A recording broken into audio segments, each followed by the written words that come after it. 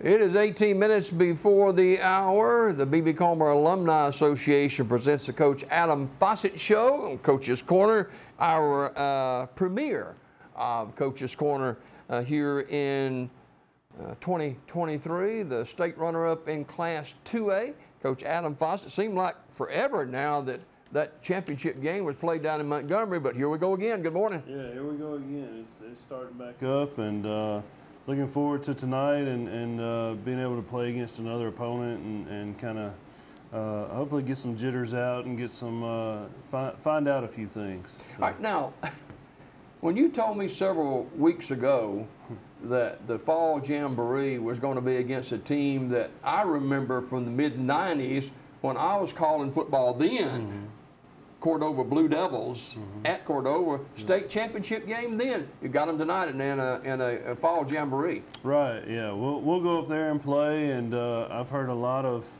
alumni, a lot of people that played in that game have asked, you know, do they have a new stadium? Is it different? It's probably going to rain, you know. So I've heard There's a lot still of cold on the field. I've heard a lot of interesting takes on all that, and you know, it's unique in the history of just football and high school football in Alabama, and very unique as far as what that state championship led to, as far as Coach Overton getting the Super Six in neutral site and things like that. So it is interesting in that aspect. None of my guys were born before when all that happened. So, you know, it's been kind of tough. Like our guys, they have no idea who Cordova is. So, been kind of tough getting them hyped up for it. You know, yesterday, energy was better. Obviously, just the idea of, hey, we're getting to go compete, getting to go hit somebody else other than each other, and we've got some question marks we've got to find out. You know, there's some open jobs on offense and defense where guys are going to get the opportunity to show are they a starter or are they a backup, and that's what jamborees are for.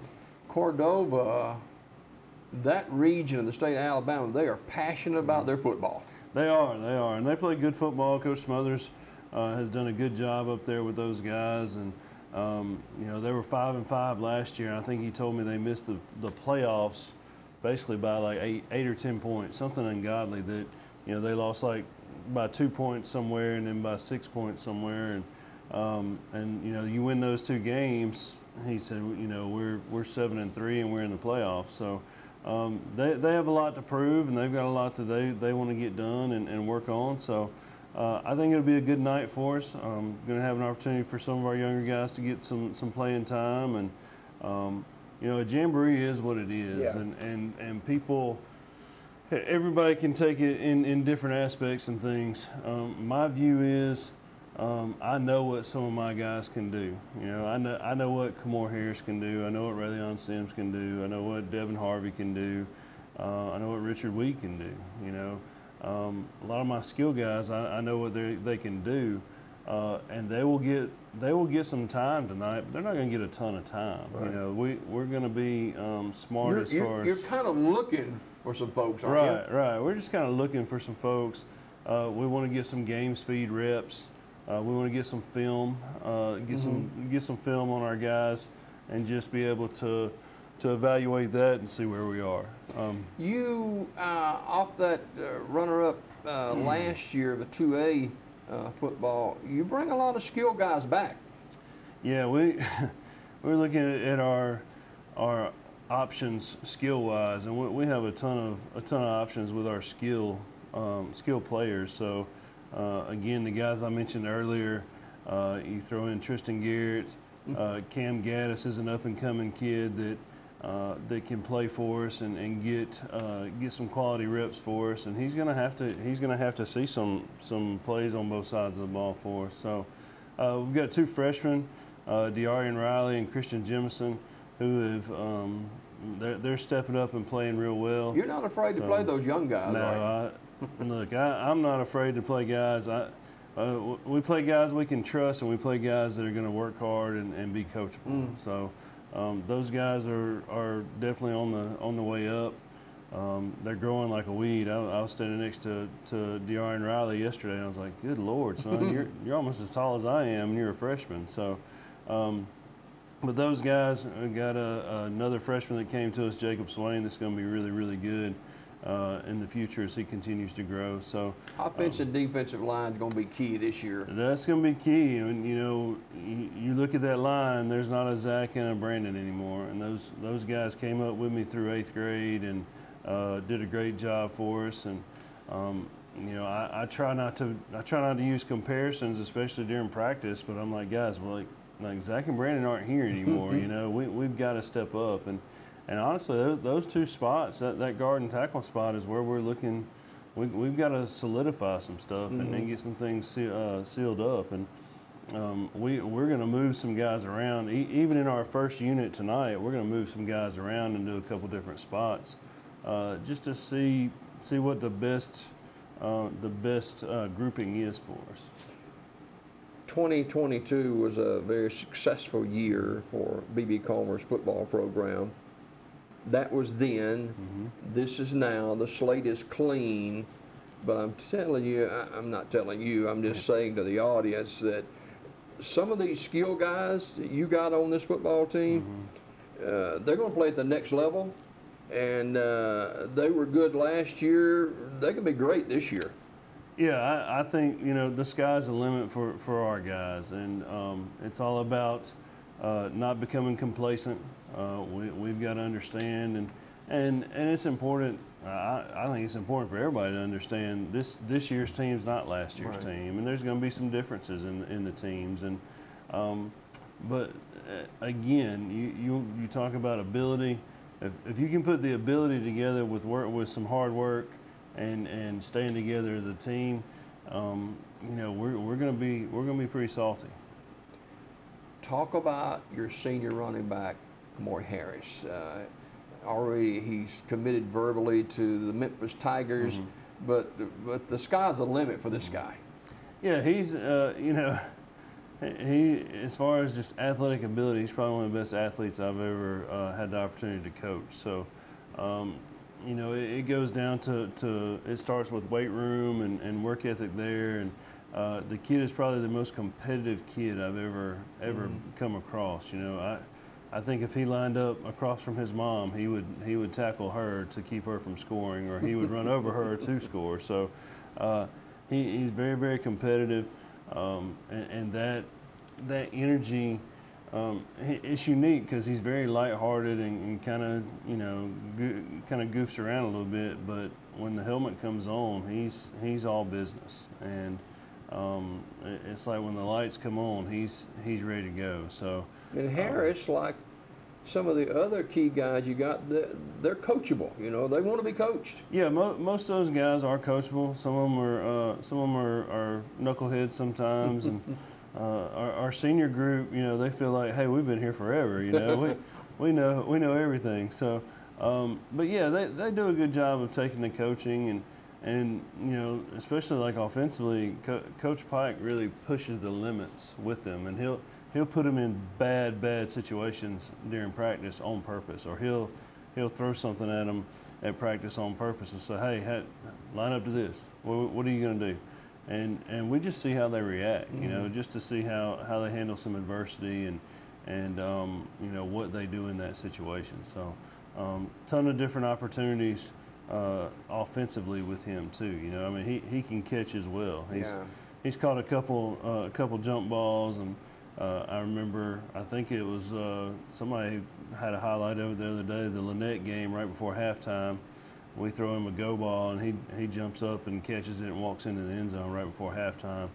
It puts us up another score. So that's the capability he has, and then he can turn around and get you 15 tackles a game too. So just athletic. State championship game, he had almost 200 yards rushing, had 15 tackles, and played well, played his butt off. Yeah. So defensively, you were able most times last year to put a lot of pressure on the quarterback, and that can make a lot of difference. What about this year? Yeah, pressure on the quarterback is key. We're going to miss those guys like Jai Gaddis, Adam Odom.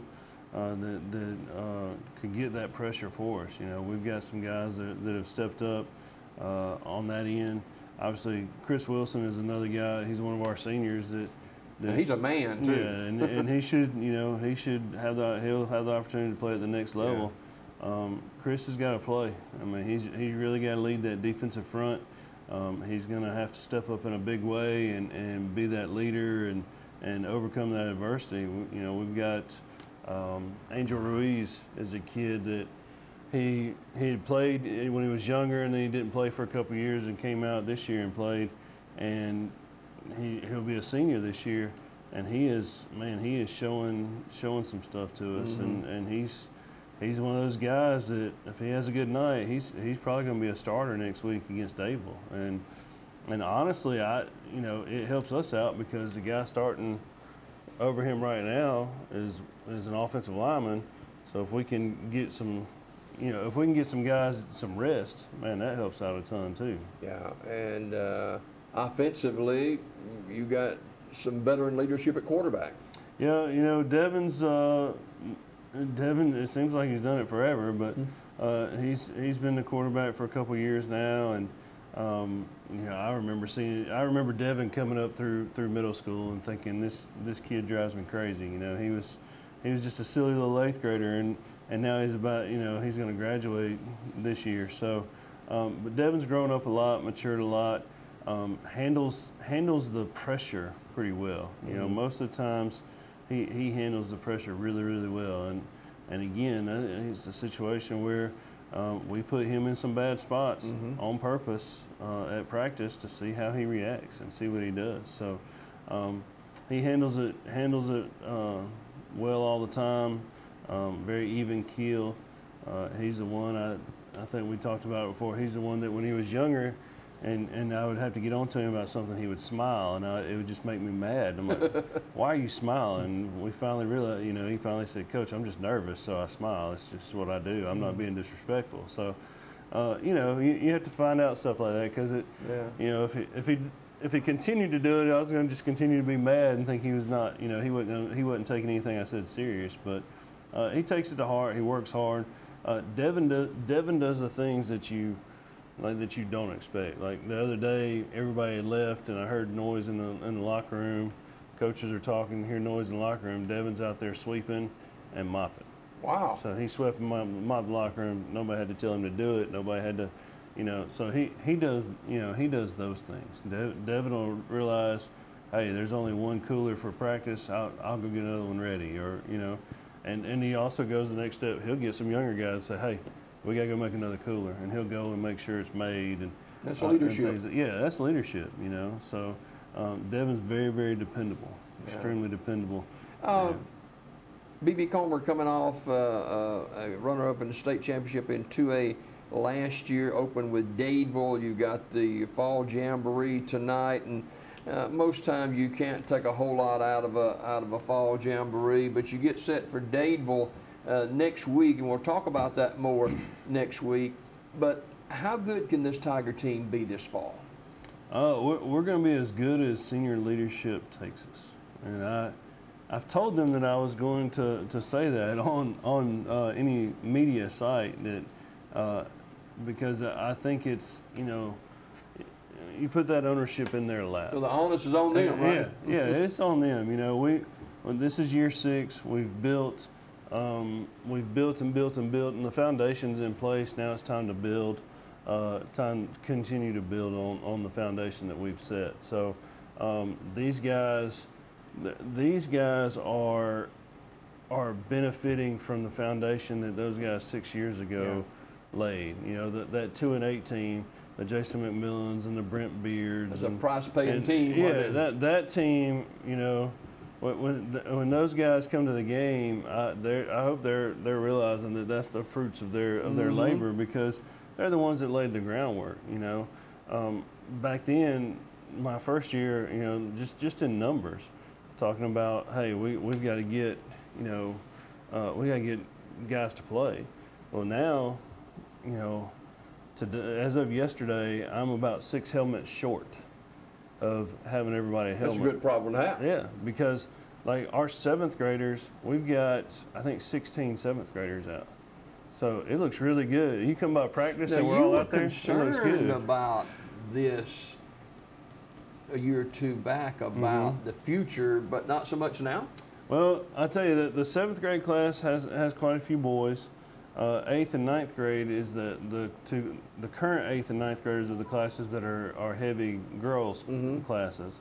So like I take the 8th graders to lunch.